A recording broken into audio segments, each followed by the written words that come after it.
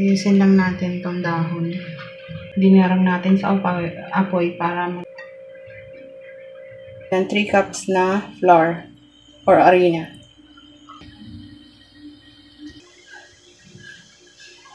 2 tablespoon or 2 kutsarang baking powder. 1/2 cup na white sugar. And mix natin hanggang sa mahalo lahat ng ingredients. 1 cup na water. 1 cup na coconut milk. 1/2 cup na evap milk. 4 na itlog.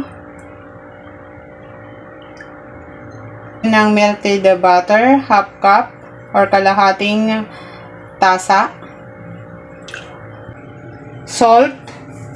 Then mix natin hanggang sa mahalo lahat ng ingredients. Kailangan natin haluin hanggang sa mawala yung buo-buo.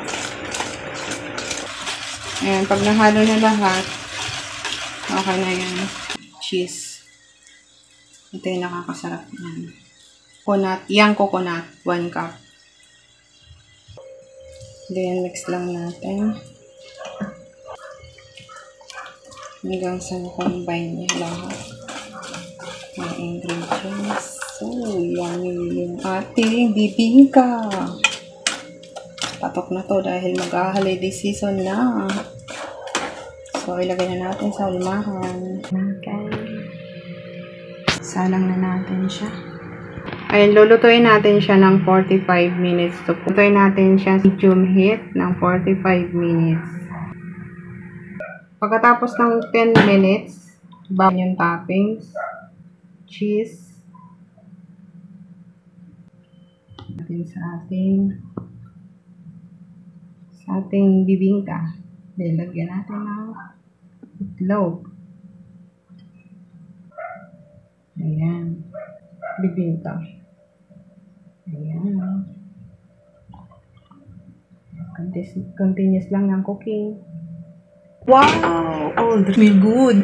Alam mo yung amoy ng nasusunog na dahon ng saging? Ang sarap na. Ay! Meron natin ng margarine. Kung may butter kayo, di yung butter. Lagyan nyo. Kaso, mas bet ko ang margarine. Or margarine. Para may kulay siya. Dilaw. Tapos, lagyan natin ng cheese on the top. Cheese on the top. Ayan. Lagyan na tayo ng cheese. Dapat yung bibingka. On the top. Tikman natin, guys. Naku. Tingnan nyo yung kain natin.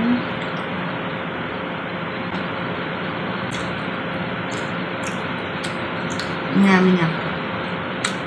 Paka-legit na bibingka. Tama-tama sa beer month.